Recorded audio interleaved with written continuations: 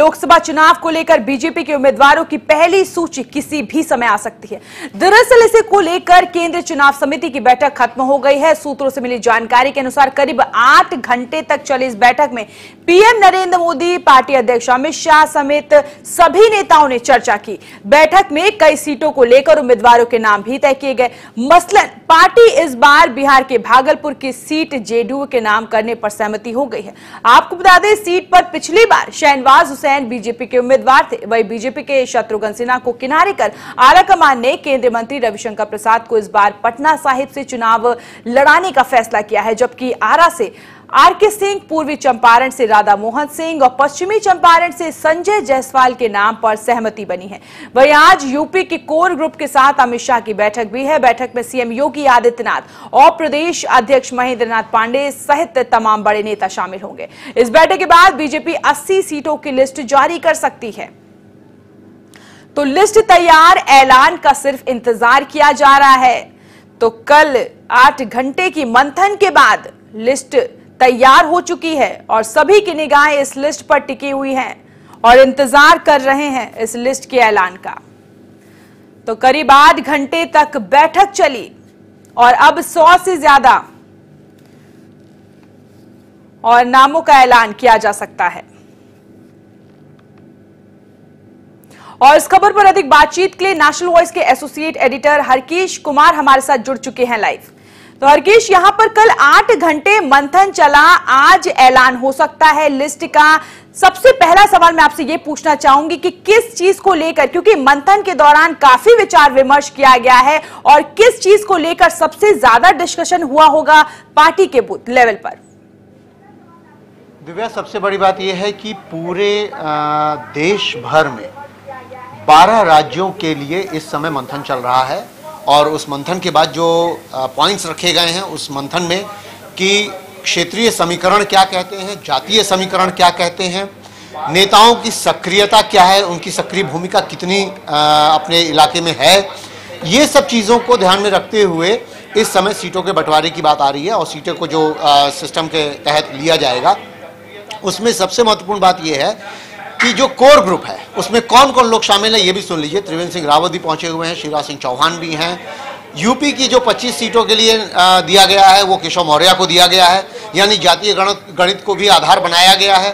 और राजभर की समस्या से दूर रहने की भी कोशिश की जा रही है ताकि राजभर कहीं उनमें अपोजिशन में ना आ जाएं और कुछ विरोधाभास, कुछ ऐसी चीज़ें ना पैदा हो जाएं जिसको भी रोका गया है बहुत सारी चीज़ों के साथ गठबंधन में ला करके। तो इन सारी चीज़ों का मंथन किया गया है और जो रात भर मंथन चला है उसमें नरेंद्र मोदी खुद और अमित शाह, ये दोनों लोग हैं। चूंकि सबसे बड़ा दबाव खुद अमित शाह और नरेंद्र मोदी पर भी है क्योंकि वो सरकार में हैं और पूरा चेहरा नरेंद्र मोदी का ला करके सामने रखा गया है। नरेंद्र मोदी के कार्यों को रखा गया है, प्रधानमंत्री के जो तमाम नीतिगत फैसले थे उन चीज़ों की बात होनी है। ये सारी चीज़ें पहले और दूसरे चरण के चुनाव को ध्यान में रखते हुए 11 अप्रैल को जो होने वाला है और दूसरा 18 अप्रैल को जो होने वाला है उनको देखते हुए किया जा रहा है। इन दोनों चरणों में पूरे देश में कम से कम 188 सीटों पर पहले चरण में 91, दूसरे चरण में 97 सीटों पर चुनाव होना है। इन 188 सीटों के लिए मंथन चल रहा है जिनमें से 100 सीटों पर यह बात आ सकती है दिव्या कि किन लोगों के नाम जारी किए जाएं। बिल्कुल हरकीश, अगर यहाँ पर बात की जाए सिर्फ मोहर लगना और ऐलान होना बाकी, हालांकि जो बिहार के समीकरण की बात की जा रही है, चाहे गिरिराज सिंह की बात की जाए तो उनका बेगूसराय से उनको टिकट मिलेगा। उसके साथ ही पटना साहिब से शत्रुघ्न सिन्हा की टिकट इस बार काट दी उनके बगावती तेवर को देखते हुए, और उनके बदले यहाँ पर रविशंकर प्रसाद को टिकट मिला है। दिव्या, सबसे पहली बात तो ये कि शत्रुघ्न सिन्हा को टिकट मिलना ही नहीं था। ये पिछले 3 सालों से ये बात उभर के आ रही थी कि लगातार वो बगावत का रुख अपना रहे हैं और सीधा उनको बाहर न करके सीधा उनका टिकट हटा देना था। बाद में उन्होंने वापसी अपनी हटा भी लिया अपने आप को भाजपा से। तो ये भी देखना पड़ेगा। और कीर्ति आज़ाद के चले जाने से भी भाजपा पर थोड़ा सा असर पड़ा हुआ है क्योंकि निकलते ही कीर्ति आज़ाद ने भारतीय जनता पार्टी पर आरोप लगा दिए कि उनके कार्यकलाप जो है ठीक नहीं थे, उन्हें पसंद नहीं आ रहे थे। तो ये सारी चीज़ें भी वहाँ पर कहीं ना कहीं इन चीज़ों को ध्यान में रखा जाएगा कि किसी भी तरीके से वहाँ की स्थितियों को संभाला जाए। सबसे महत्वपूर्ण बात यह है कि शहनवाज हुसैन के टिकट पर जा रहे हैं रविशंकर प्रसाद। शहनवाज हुसैन का भी टिकट हटाया गया है। तो सारी चीजों का जोड़ और तोड़ ये निकाला जा रहा है कि जातीय समीकरण क्या है, क्षेत्रीय समीकरण क्या है और साथ में कितनी सक्रिय भूमिका रही है। जैसे गाजीपुर में है तो आपके मनोज सिन्हा पर भी ध्यान रखा जा रहा है, क्योंकि सक्रिय भूमिका के तहत उन्होंने बहुत सारे काम किए हैं। सिमिलरली यूपी में, उत्तर प्रदेश में अगर वीके सिंह को और महेश शर्मा को जोड़ा जाए तो गाजियाबाद और नोएडा की बात की जाए, मृगंका सिंह की बात की जाए, जो हारी हैं चुनाव, बेसिकली वो कैराना का चुनाव हार गई थी, बावजूद उनका नाम जो है लिस्ट में है। और इस बात को रखा जा रहा है कि मृगंका सिंह अपने क्षेत्रीय समीकरणों को सुधारने में और अपनी सक्रिय भूमिका निभाने में वो कामयाब रही हैं। तो इन सब चीजों का ध्यान भी रखा जा रहा है। लेकिन इसमें सबसे महत्वपूर्ण बात यह है कि 25 सीटों पर केशव मौर्य को रिपोर्ट देने के लिए कहा गया है यूपी की, और उसमें एक एक चीज पर ध्यान रखा जा रहा है कि ताकि वो ठीक से अपने रिपोर्ट्स तैयार करें और रिपोर्ट्स उनको पेश करें। इसमें एक बहुत महत्वपूर्ण बिंदु है, वो है गोरखपुर के लोकसभा को लेकर के, लेकिन अभी वो थोड़ा सा देर है, उस पर चर्चा हम बाद में भी कर सकते हैं। लेकिन वहां जो बात आ रही है निषाद वर्सेस निषाद कराने की, इस पर भी ध्यान दिया जाएगा। फूलपुर में भी चूंकि केशव मौर्य रहते हुए भी हम उपचुनाव हारे थे, तो उसको भी ध्यान में रखा जाएगा कि वो क्यों हारे थे और कैसे हारे थे। इस पर भी खुद केशव मौर्य अपनी रिपोर्ट देंगे, तो उसके बाद ही ये तय कर पाएंगे। बिल्कुल हरकेश, शायद यही वजह थी कि काफी समय से बीजेपी ने फीडबैक लेना चालू कर दिया था। 8 घंटे की जो मंथन चली, इसको लेकर बहुत डर सांसदों के अंदर भी था। तभी यहां पर ऐलान होने से पहले चाहे श्यामा चरण गुप्ता की बात की हो, उन्होंने समाजवादी पार्टी का हाथ थाम लिया, और इसके साथ ही मनीष खंडूरी ने कल कांग्रेस का हाथ थाम लिया। हालांकि उनके पिता कितने साथ सीएम भी रहे हैं पूर्व। तो लगातार अगर बात की जाए तो शशि थरूर के मौसा और मौसी के कुछ रिश्तेदार ने भी बीजेपी का दामन थाम लिया। तो लगातार दल बदलने का दौर भी जारी है। चुनावी मौसम में ये सामान्य प्रक्रिया होती रहती है कि जिसको जब जैसा लगता है कि वो इस क्षेत्र में यहाँ पर अपने सीट नहीं बचा पाएगा और कहीं और से उसको लड़ना है, तो अपने मन माफिक आदमी सोचता है, और सांसद ये सोचते हैं कि वो वहाँ जा करके लड़ें तो ज़्यादा बेहतर होगा। सिमिलरली जैसे हम इनकी बात करें कि हेमा मालिनी इस समय चाह रही हैं कि मथुरा से लड़ें, लेकिन बात आ रही है कि उन्हें फतेहपुर सीकरी से लड़ाया जाएगा, क्योंकि हेमा मालिनी ये जानती हैं कि मथुरा सीट भी बचाना उनके लिए इस समय मुश्किल है, कठिन है, और साथ में फतेहपुर सीकरी भी उनको जीतना मुश्किल है। तो कहीं ना कहीं अगर वो चाहेंगी कि मथुरा से हम लड़े, तो उनको ये मिल जाएगा कहने के लिए कि एंटी इनकम्बेंसी का फैक्टर था, इसलिए वो हार गई।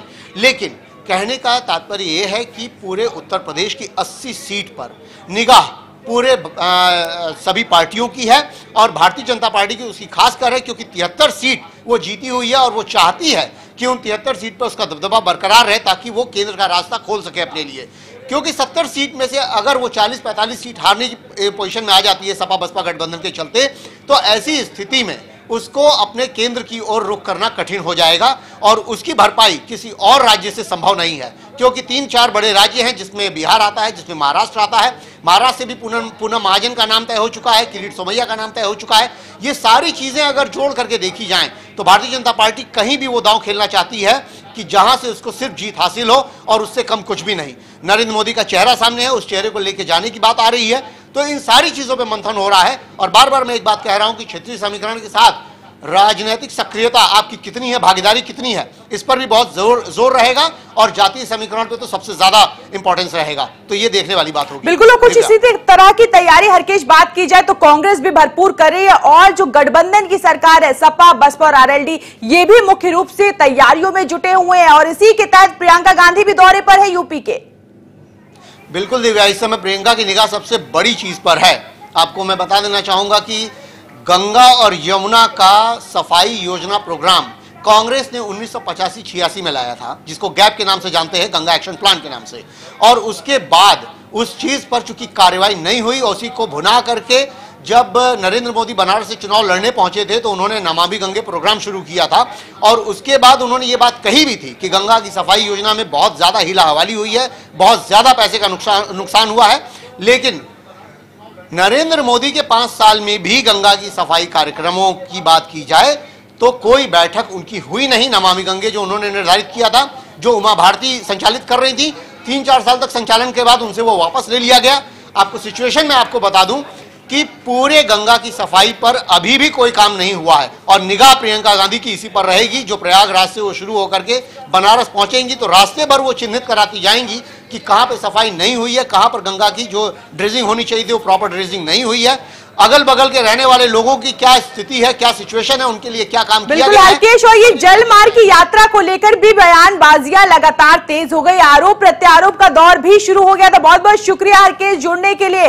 तो यहाँ पर सब सबकी निगाहें बीजेपी के ऊपर टिकी हुई है, क्योंकि आज 100 से ज्यादा उम्मीदवारों के नामों पर ऐलान मोहर लग सकती है और किसकी किस्मत खुलेगी ये देखने वाली बात है।